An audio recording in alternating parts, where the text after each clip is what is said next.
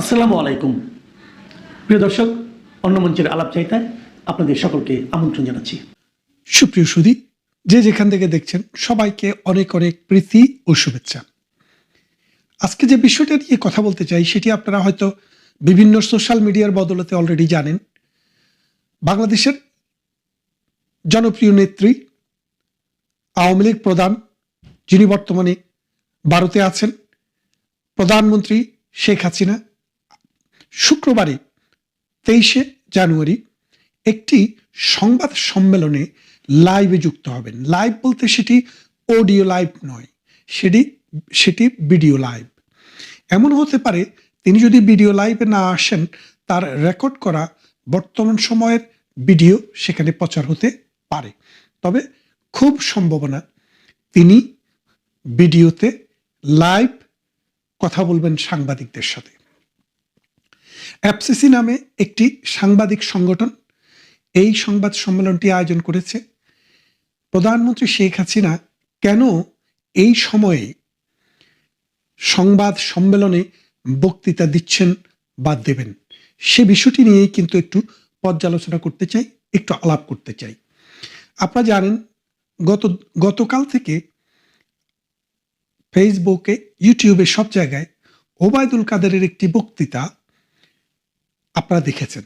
সেটি আগের নয়, বর্তমান সময়ের। কারণ গত কয়েকদিন থেকে সোশ্যাল মিডিয়াতে কন্টিনিউয়াস খবর আসতেছে যে ওবায়দুল কাদের সিরিয়াসলি তিনি এখন কোমায় আছেন, তিনি এখন আইসিইউতে আছেন, সিসিইউতে আছেন এবং তিনি আর ফিরবেন না। কেউ কেউ আরো একটু বাড়িয়ে তিনি হয়তো বেঁচেই নেই, এইরকম কথাও বলছেন। তো এইরকম কথা শুনতে শুনতে ওবায়দুল কাদের যখন বিরক্ত হয়ে গেলেন, তিনি ওই কাদম্বরী মরিয়াই প্রমাণ করিলেন তিনি মরেন নাই। তিনি এসেই তিনি প্রমাণ করলেন যে তিনি বেঁচে আছেন, তিনি সুস্থ আছেন। তার একটু অসুস্থতা হয়েছিল, নিঃশ্বাসের কষ্ট হয়েছিল, তিনি ডাক্তার দেখিয়েছেন, কথা হয়েছে, ওষুধ খাচ্ছেন, ভালোই আছেন। তার মানেটা দেখেন, বাংলাদেশে যে ওবায়দুল কাদেরেরা, প্রধানমন্ত্রী শেখ হাসিনা, আওয়ামী লীগের বড় বড় নেতা যারা আছে, তারা বেঁচে থাকলেও, তাদের দেশে থাকলেও বাংলাদেশের বর্তমান সময়ের যে সরকার, বাংলাদেশে যে মৌলবাদী জঙ্গি গোষ্ঠী, বাংলাদেশের যে স্বাধীনতা বিরোধী গোষ্ঠী এনসিপি নামে যে নাস্তিক গ্রুপ, এরা কিন্তু ভেতরে ভেতরে আত্মায় কামড় পড়ে যায়, কখন আবার ফিরত আসে তারা। তো সেই জন্য ওবায়দুল কাদের জানান দিয়েছেন। ঠিক তেমনি প্রধানমন্ত্রী শেখ হাসিনাকে নিয়ে আমরা বহু রিউমার শুনছি, আপনারা শুনছেন, অথচ তিনি প্রতিনিয়ত, প্রতি সপ্তাহে পৃথিবীর নানান প্রান্তে, নানান দেশে, ইনক্লুডিং বাংলাদেশ, বিভিন্ন গ্রুপে এসে তিনি বক্তব্য রাখছেন। তার সেই বক্তব্য সোশ্যাল মিডিয়াতে প্রচার হচ্ছে, বিভিন্ন দেশের টেলিভিশনে প্রচার হচ্ছে, রেডিওতে প্রচার হচ্ছে। শুধু তাই নয়, তিনি আন্তর্জাতিক টপ লেভেলের এমন কোনো গণমাধ্যম মনে হয় বাকি নেই যেখানে তিনি লিখিত বা ইমেলের মাধ্যমে তার প্রশ্ন উত্তর দেননি। তার মানে তিনি এখন পুরা বিশ্বের মানুষের কাছে খুবই প্রয়োজনীয় একজন মানুষ, যার কারণে তার কাছে বারবার ছুটে যাচ্ছে। তা এখন প্রধানমন্ত্রী শেখ হাসিনার যে বক্তব্য, তার যে সংবাদ সম্মেলন, তার যে লাইভে যুক্ত হওয়া, এটার মূল প্রধান একটি কারণ হচ্ছে তিনি মানুষকে, তার কর্মীদেরকে যারা মিথ্যা ছড়াচ্ছে, মিথ্যা কথা বলছে যে এআই দিয়ে প্রধানমন্ত্রী সাজিয়ে কাউকে দিয়ে কথা বলানো হচ্ছে, প্রধানমন্ত্রী আসলে অসুস্থ, প্রধানমন্ত্রী আসলে নাই, প্রধানমন্ত্রী শেখ হাসিনা আসলে গায়েব, এই জন্য তিনি দেখিয়ে দিচ্ছেন যে আমার কর্মীরা, তোমরা মনোবল হারিও না, আমি বেঁচে আছি, সুস্থ আছি এবং আমার এই সুস্থ থাকাই তোমাদের জন্য, আগামী দিনের জন্য আমি যেন তোমাদেরকে নেতৃত্ব দিয়ে নৌকা যেন আমরা বন্দরে ভেরাতে পারি। তা এখন একটা জিনিস খেয়াল করে দেখেন, এত কিছু হয়ে গেল, আওয়ামী লীগের গুরুত্বপূর্ণ কোনো ব্যক্তি, কোনো মন্ত্রী, কোনো এমপি, কেউই কিন্তু একবারও প্রধানমন্ত্রী শেখ হাসিনার প্রতি যে তার লয়ালিটির কোনো ঘাটতি আছে সেই জিনিসটি প্রকাশ করেননি। সবাই বলেছেন যে আমাদের নেত্রী তিনি, এবং তিনি যতদিন বেঁচে আছেন, তিনি যতদিন সুস্থ আছেন, সক্ষম আছেন, এই দলকে তিনি নেতৃত্ব দিবেন। কারণ বাংলাদেশের ইতিহাসের এই 54 বছরে প্রধানমন্ত্রী শেখ হাসিনা এই বাংলাদেশের জন্য যা করে গিয়েছেন, এইরকম আর অনেকের পক্ষেই তার কাছাকাছি যাওয়াও সম্ভব হয়নি। তাই প্রধানমন্ত্রী শেখ হাসিনাকে দলের প্রধান হিসেবে পেলে বাংলাদেশ আওয়ামী লীগ আরো অনেক দূর যেতে পারবে। এক, দ্বিতীয় আরেকটি বিষয় হচ্ছে, গতবারে যখন প্রধানমন্ত্রী শেখ হাসিনা এই দিল্লিতে থেকে যখন বিভিন্ন মিডিয়ায় বক্তব্য দিলেন, সোশ্যাল মিডিয়াতে কথা বললেন, তখন ইউনূস সরকারের প্যালপিটিশন হয়ে গিয়েছিল। আপনারা জানেন, ইন্ডিয়ার যে রাষ্ট্রদূত তাকে ডেকে পাঠানো হলো, তাকে প্রতিবাদ জানানো হলো প্রধানমন্ত্রী শেখ হাসিনার বক্তব্য যেন কোনোভাবে যেন প্রচারিত না হয়। ভারত বক্তব্য দিলেন কি, ভারত মানুষের ব্যক্তি স্বাধীনতায় হস্তক্ষেপ করে না, সে দেশের নাগরিক হোক আর বিদেশের নাগরিক হোক, সে দেশে আশ্রিত হোক, সে দেশের অতিথি হোক, মেহমান হোক, যেটাই হোক।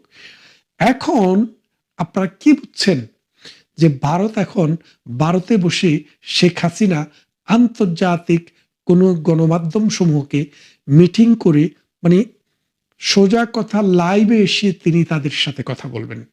তার মানেটা কি দাঁড়াচ্ছে, তিনি চাইলে এখন বিভিন্ন জায়গায় সংবাদ সম্মেলন করে সশরীরে উপস্থিত হইলেও ভারতের কোনো বাধা থাকবে না। যদিও এবারের যাত্রায় তিনি সরাসরি উপস্থিত থাকবেন না, তিনি লাইভে সংযুক্ত হবেন, কিন্তু অদূর ভবিষ্যতে তিনি লাইভে এসে কথা বলবেন শুধু নয়, তিনি মিটিংয়ে উপস্থিত থেকেও কথা বলবেন। এখন দেখি ইউনূস সাহেবের শক্তি, সামর্থ্য, শৌর্য, বীর্য, দেখি তিনি শেখ হাসিনাকে ভারত থেকে ধরে নিয়ে আসুক, দেখি তার কত শক্তি। না হয় তিনি ভারতের যে রাষ্ট্রদূত তাকে ডেকে পাঠান, পারলে মোদির কাছে চিঠি পাঠান, দেখি মোদি আপনাকে গণে কিনা। গণে না। ডক্টর ইউনূসের ভ্যালু এখন বাংলাদেশের রাষ্ট্রীয় ক্ষমতা গ্রহণ করার আগে বাংলাদেশে এবং সারা বিশ্বের মানুষের কাছে ডক্টর ইউনূস যেই রকম একজন পূজনীয় মানুষ ছিলেন, আজকে যদি আপনি ভোট নিয়ে দেখেন, হিসেব করে দেখেন, পৃথিবীর মানুষের কাছে, বাংলাদেশের কাছে তার 70 ভাগের 1 ভাগ দামও আর এখন নেই। এখন বাংলাদেশের মানুষ বুঝেছে তিনি আগাগোড়া একটা বাটপার, তিনি আগাগোড়া একটা মিথ্যাবাদী। সকালে এবং বিকেলে তার কথা বদলে যায়। তিনি আগাগোড়া একজন সিটিং বাজ, তিনি একজন সুদখোর, তিনি একজন ঘুষখোর। তিনি পশ্চিমা প্রভুদেরকে খুশি করার জন্য বাংলাদেশের স্বার্থ বিক্রি করে দিতে কুণ্ঠাবোধ করেন না। তিনি মোহাম্মদী ব্যাগ, তিনি মীর জাফর আলী খান। এই মীর জাফরের দায়িত্ব তিনি পালন করছেন। তাই আমরা জানি ডক্টর ইউনূস তার ক্রেডিবিলিটি হারিয়েছে। এখন 12ই ফেব্রুয়ারিতে একটি নির্বাচন দিয়েছেন তিনি। এখন নির্বাচনটি হবে বলে কোনো মানুষ বিশ্বাস করে না। তারা যেটা চেষ্টা করছে, 12ই ফেব্রুয়ারিতে তারা নির্বাচনটি করবে না, তারা প্রথমে জুলাই ঘোষণাপত্র নেবে। এখন আপনারা একটা কথা মনে রাখেন, এই জুলাই ঘোষণাপত্র বলেন, এই নির্বাচন বলেন, এসব কোনোগুলোই বাংলাদেশের সাংবিধানিক স্বীকৃতি পাবে না। কেন পাবে না? যখন আদালত যখন তার নিজের কথা বলতে পারবে, আদালত যখন মাথা উঁচু করে দাঁড়াতে পারবে, আদালত যখন স্বাধীন থাকবে, তখন এইসব অবিচার, অনাচার, অত্যাচার, নির্যাতন, এক্সট্রা জুডিশিয়াল বিষয় এবং অবৈধ ক্ষমতা দখল সবকিছুই বাতিল হয়ে যাবে এবং বাংলাদেশ আবার ওই 71-এর গোড়ায় ফিরে যাবে। তাই প্রধানমন্ত্রী শেখ হাসিনার এই 23 তারিখের যে সংবাদ সম্মেলন, এটি বাংলাদেশ এবং ভারতের দুই দেশের যে সম্পর্ক, এই সম্পর্কের ক্ষেত্রে, কূটনীতির ক্ষেত্রেও কিন্তু একটি বড় এসিড টেস্ট। কারণ ভারত সরকার দেখেছে ভারতকে বাংলাদেশ ইচ্ছা করেই শত্রু রাষ্ট্রের তালিকায় ফেলেছে। ভারতে তার ক্রিকেটাররা খেলতে যাবে না, কিন্তু ভারত থেকে তেল আমদানি করা হবে, ভারত থেকে চালও আমদানি করা হবে, কিন্তু ভারতে ক্রিকেট খেলতে যাবে না। তার মানে পায়ে পাড়া দিয়ে যে ঝগড়া করার যে ধরন, সেই ধরনের কারণে ভারত এখন ওয়ান সাইডেড। আমরা যা ইচ্ছা তা করব, দেখি বাংলাদেশ কি করতে পারে, ইউনূস গং কি করতে পারে, ইউনূসের পান্ডা বাহিনী কি করতে পারে। এখন প্রধানমন্ত্রী শেখ হাসিনা একই সাথে আস্তে আস্তে করে 3টি বিষয়কে এক জায়গায় নিয়ে আসলেন। এক, তিনি যে সুস্থ আছেন, তিনি যে বেঁচে আছেন, তিনি যে এখনো নেতাকর্মীদের জন্য কাজ করছেন, সেটা জানান দিবেন তিনি এই সংবাদ সম্মেলনে লাইভ যুক্ত হয়ে, এক ভিডিও, অডিও নয়। দ্বিতীয়ত, তিনি বাংলাদেশের এই যে আসন্ন নির্বাচন, এই নির্বাচনটি যে একটি ভুয়া পাতানো একটা নির্বাচন, সে বিষয়টিকে ক্লিয়ার করে জনগণের কাছে তুলে ধরবেন। তৃতীয়ত, ভারত এবং বাংলাদেশের যে দ্বিপাক্ষিক সম্পর্কের ক্ষেত্রে শেখ হাসিনা যখন বক্তৃতা দেয় ভারতের বিরুদ্ধে, তখনই ভারতের রাষ্ট্রদূতকে ডেকে পাঠায়। ভারত দেখতে চায় বাংলাদেশ কতটুকু ডেকে পাঠাতে পারে, বাংলাদেশ কি করতে পারে, আমরা সেটা দেখতে চাই। এই তিনটা বিষয় কিন্তু একসাথে এখানে প্লে হবে। আর আপনারা যারা এই অনুষ্ঠানটি দেখতে চান, আশা করি বাংলাদেশ আওয়ামী লীগের যে অফিসিয়াল পেজটি আছে সেখানে সেটি লাইভ যাবে। আপনারা সেখানে ঢুকে যে কেউ অনুষ্ঠানটি দেখতে পারবেন। আসুন, দীর্ঘদিন পর বাংলার একমাত্র প্রধানমন্ত্রী, যিনি এই দেশটাকে একটা ফকিরি রাষ্ট্র থেকে মধ্য আয়ের দেশে পরিণত করেছে, লক্ষ লক্ষ মানুষকে, গৃহহীন মানুষকে গৃহ দিয়েছে, অন্নহীন মানুষকে অন্ন দিয়েছে, উত্তরবঙ্গের মঙ্গা শব্দটিকে জাদুঘরে পাঠিয়ে দিয়েছে, লক্ষ লক্ষ বেকারকে চাকরি দিয়েছে, অসংখ্য উন্নয়ন কর্মকাণ্ডে বাংলাদেশটিকে একটি উন্নত রাষ্ট্রের কাতারে নিয়ে যাওয়ার সমস্ত ভৌত এবং সামাজিক অবকাঠামো নির্মাণের চেষ্টা করেছে সেই মানুষটি, যিনি ধারণ করেন ৭১-এর মহান স্বাধীনতা যুদ্ধের যে স্পিরিট সেটি, এবং তিনি জাতির জনক বঙ্গবন্ধু শেখ মুজিবুর রহমানের কন্যা। আসুন আমরা তার বক্তব্যটি শুনবো, সবাই মিলে শুনবো এবং সেটি শেয়ার করব। প্লাস আপনারা যারা বঙ্গবন্ধুর অনুসারী, প্রধানমন্ত্রীকে দেখলে আপনাদের মধ্যে একটি অনুপ্রেরণা কাজ করবে। ধন্যবাদ সবাইকে। ইউনূস সরকারের বারবার প্রতিশ্রুতি দেওয়া নির্বাচনের মাত্র ৩ সপ্তাহ আগে বাংলাদেশ সেনাবাহিনীতে যে ব্যাপক রদবদল হতে যাচ্ছে, তাতে মনে হচ্ছে সরকারের রাজনৈতিক কৌশলে নতুন মাত্রা যোগ করা হচ্ছে। মার্কিন নতুন রাষ্ট্রদূত দায়িত্ব নেওয়ার সাথে সাথে এই রদবদলের সময়টির কোনো যোগসূত্র আছে কিনা তা নিয়ে প্রশ্ন তোলা যায়। এটি আন্তর্জাতিক এবং স্থানীয় রাজনীতির একটি জটিল সমীকরণে প্রতিফলনও কিনা সেটি গুরুত্বপূর্ণ। বিশেষ করে ভারতীয় সেনাপ্রধান যখন দাবি করেছেন যে তিনি বাংলাদেশের সেনাপ্রধানের সঙ্গে যোগাযোগ রাখছেন, তখন এসব প্রশ্ন ওঠা তো স্বাভাবিক যে এই রদবদলের মাধ্যমে সেনাপ্রধান ওয়াকারুজ্জামানকে সঙ্গীহীন করে ফেলা হলো কিনা। সেনাপ্রধান ওয়াকারুজ্জামান নির্বাচনের আগে সব স্তরের কর্মকর্তাদের যখন নির্দেশ দিচ্ছে নিরপেক্ষ থাকতে, ঠিক সেই দিন তার ঘনিষ্ঠ জেনারেলদের বিদায়ের ফাইল সই হচ্ছে।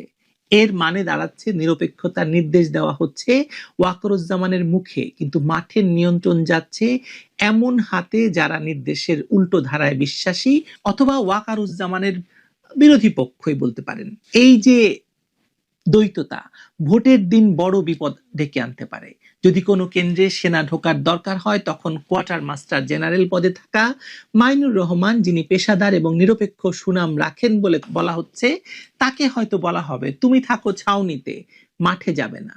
আর মাঠে নামবে সেই বাহিনী যারা পাকিস্তানি মডেল সিভিল মিলিটারি রিলেশনের কথা শুনে অভ্যস্ত। প্রথমত সময়টা দেখুন, এই সময়টা নিজে একটা বার্তা বহন করছে। নির্বাচন ঘনিয়ে আসতেই সিজিএস এবং এনডিসি কমান্ড্যান্ট পর্যায়ের 2 জন লেফটেন্যান্ট জেনারেলকে অবসরকালীন ছুটিতে পাঠানোর কথাটি সামনে এসেছে, যারা বর্তমান সেনাপ্রধানের বা ওয়াকারুজ্জামানের ঘনিষ্ঠ বলে পরিচিত। এ ধরনের পদক্ষেপ সাধারণত 2টি সংকেত দেয়: 1, বিকল্প ক্ষমতা কেন্দ্রের আশঙ্কা দূর করা; 2, সেনাবাহিনীর কার্যকরী শৃঙ্খলাকে একটি নির্দিষ্ট চ্যানেলে নিয়ে আসা, একক বার্তা নির্দেশ করা। নির্বাচনী নিরাপত্তায় সেনাবাহিনীকে যেভাবেই ব্যবহার করা হোক, পোলিং সেন্টারের ভেতরে বা বাইরে চেইন অফ কমান্ডের বিভ্রান্তি বা দ্বৈত রেসপন্স চেইন রোধ করা বর্তমান রাজনৈতিক মুহূর্তে যে কারো অগ্রাধিকার হবে। ফলে সিজিএস এর মতো অপারেশনাল মস্তিষ্কের পদে রদবদল, পিএসওর মতো আন্তঃবাহিনী সমন্বয় এবং কৌশলগত ক্রয় সংক্রান্ত প্রভাবশালী পজিশনে নতুন মুখ আনা, আর কিউএমজির চেয়ার বদল, সব মিলিয়ে এটি কেবল রুটিন বদলি নয়, নিশ্চিতভাবেই নয়, বরং অপারেশনাল লিভারগুলোর পুনর্বিন্যাস।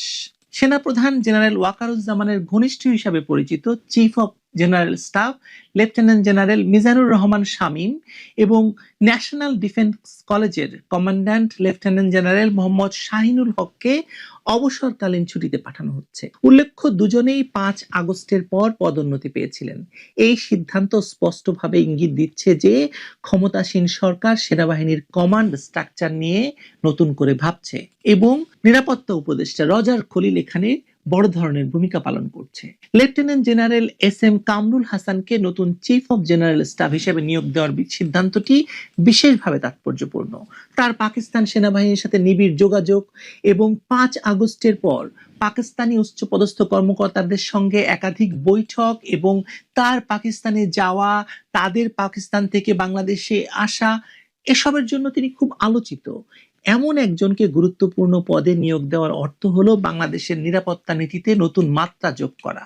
আরও উদ্বেগজনক হলো লেফটেন্যান্ট জেনারেল মোহাম্মদ ফয়জুর রহমানকে সশস্ত্র বাহিনী বিভাগের প্রিন্সিপাল স্টাফ অফিসার হিসেবে নিয়োগের পরিকল্পনা। তিনি কট্টর জামাতপন্থী হিসাবে এবং উগ্রবাদী হিসাবে বাহিনীতে পরিচিত এবং পাকিস্তান সেনাবাহিনীর ঊর্ধ্বস্তরেও তার ঘনিষ্ঠ যোগাযোগ রয়েছে, যেমনটি রয়েছেন কামরুলের।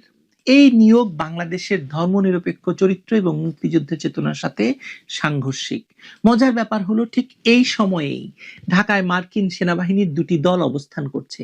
একটি দল ঢাকা ত্যাগ করবে শিগগিরই বা করেছে ইতিমধ্যেই, আর অপর দলটি টাইগার লাইটনিং এক্সারসাইজ 2026-এর প্রাথমিক পরিকল্পনা নিয়ে কাজ করছে। এই সামরিক কূটনীতি এবং সেনাবাহিনীর রদবদলের সমসাময়িকতা নিছক কাকতালীয় নয়, এগুলো সব সম্পর্কিত। জামায়াত ইসলামীর নায়েবে আমির ডাক্তার আব্দুল্লাহর বক্তব্য আরো স্পষ্ট করে দেয় যে রাজনৈতিক খেলাটি আসলে কতটা গভীরে।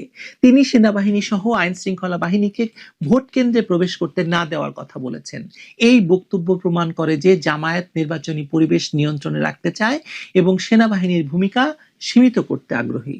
সেনাপ্রধান ইতোমধ্যে নির্বাচন বিষয়ে সেনা সদস্যদের নির্দেশনা দিয়েছেন, কিন্তু জামায়াতের এই অবস্থান সেনাবাহিনী এবং রাজনৈতিক শক্তির মধ্যে একটি দ্বন্দ্বের ইঙ্গিত দিচ্ছে। এই পরিস্থিতিতে সেনাবাহিনীর রদবদল নির্বাচনী কৌশলের একটি অংশ হয়ে উঠেছে। ডক্টর মোহাম্মদ ইউনূসের অন্তর্বর্তীকালীন সরকার সেনাবাহিনী নিয়ে যে চূড়ান্ত খেলা খেলছে তার উদ্দেশ্য স্পষ্ট। নির্বাচনের আগে নিজেদের অনুকূল সেনাবাহিনীর কমান্ড স্ট্রাকচার পরিবর্তন করে একটি নিয়ন্ত্রিত রাজনৈতিক পরিবেশ সৃষ্টি করা। পাকিস্তানপন্থী এবং জামায়াত ঘেঁষা কর্মকর্তাদের গুরুত্বপূর্ণ পদে বসানোর মাধ্যমে তারা ভবিষ্যৎ রাজনৈতিক সমীকরণে নিজেদের অবস্থান শক্তিশালী করতে চাইছে। এই রদবদল শুধু সেনাবাহিনীর অভ্যন্তরীণ ব্যাপার নয়, বরং বাংলাদেশের ভবিষ্যৎ রাজনৈতিক দিক নির্দেশনার সাথেও জড়িত। যে দেশের জন্ম হয়েছিল ধর্মনিরপেক্ষতা এবং গণতন্ত্রের আদর্শে, সেই দেশের সেনাবাহিনীতে মৌলবাদী এবং পাকিস্তানপন্থী কর্মকর্তাদের প্রভাব বৃদ্ধি পাওয়া একটি বিপজ্জনক সংকেত। নির্বাচনের মাত্র 3 সপ্তাহ আগে এই খেলা বাংলাদেশের গণতান্ত্রিক ভবিষ্যতের জন্য অশুভ ইঙ্গিত। চিফ অফ জেনারেল স্টাফ হতে যাওয়া SM কামরুল হাসানের পাকিস্তানি সেনা কর্মকর্তাদের সঙ্গে বৈঠকের ছবি অনেকদিন যাবৎ সামাজিক যোগাযোগ মাধ্যমে ঘুরেছে, যেখানে তিনি নিজেকে পুরনো বন্ধু হিসাবে পরিচয় দেন।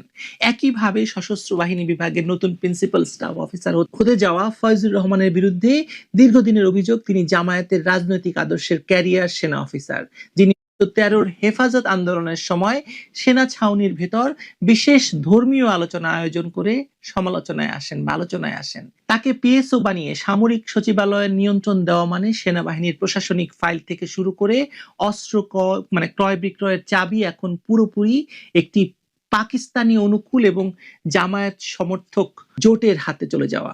এই রদবদলের সময়টা বেছে নেওয়া হয়েছে ইচ্ছাকৃতভাবে। এই উপস্থিতি শুধু যৌথ মহড়ার প্রস্তুতি নয়, এটি একটি সিগন্যাল। যুক্তরাষ্ট্র জানতে চায় বাংলাদেশের সেনাবাহিনীর ভেতর কোন পক্ষ কতটা শক্তিশালী। ডক্টর ইউনূসের অন্তর্বর্তী সরকার যখন বলছে নির্বাচন সুষ্ঠু হবে, তখন সেনাবাহিনীর ভেতরে এই পাকিস্তানি অনুকূল জেনারেলদের বড় পদে বসিয়ে দিলে ভোটের দিন সেনা মোতায়েনের রূপরেখা কার হাতে থাকবে তা নিয়ে প্রশ্ন উঠেছে। জামায়াতের নায়েবে আমির ডক্টর তাহের যে কথা বলেইছেন ইতিমধ্যে যে সেনাবাহিনীকে ঢুকতে দেওয়া হবে না। যদি ধরুন কামরুল হাসানের কথা আমরা ধরি, কামরুল হাসান যদি CGS হন, তিনি সরাসরি যুক্তরাষ্ট্র, চীন এবং তুরস্কের সঙ্গে অস্ত্র চুক্তি সমন্বয় করবেন। কিন্তু পাকিস্তানের সঙ্গে তার ঘনিষ্ঠতার কারণে একটি সম্ভাবনা তৈরি হয়েছে যে বাংলাদেশ হয়তো আবারও পাকিস্তানের কাছ থেকে MB2 ট্যাঙ্ক বা LOL এর মতো পুরনো প্ল্যাটফর্ম কিনতে যাচ্ছে, যাতে করে পাকিস্তানের সামরিক শিল্প বাঁচে এবং বাংলাদেশের সামরিক বাহিনীর লজিস্টিক পুরোপুরি পাক অনুকূল একটি সিন্ডিকেটের হাতে চলে যায়। ফয়জুর রহমান পিএসও হলে এই সিন্ডিকেটের নিয়ন্ত্রণ আরো শক্ত হবে, কারণ তিনি সরাসরি বাজেট, পরিকল্পনা এবং ক্রয় বিক্রয়ের ফাইল সই করবেন। মানে সেনাবাহিনীর ভেতরে এই যে পাকিস্তানি অনুকূল জেনারেলদের বসিয়ে দেওয়া, ভোটের পরেও একটা ফ্যালব্যাক তৈরি করা, যাতে ভোটের পরে যদি কোনো সরকার আসে তারাও এদের নিয়ন্ত্রণে থাকে।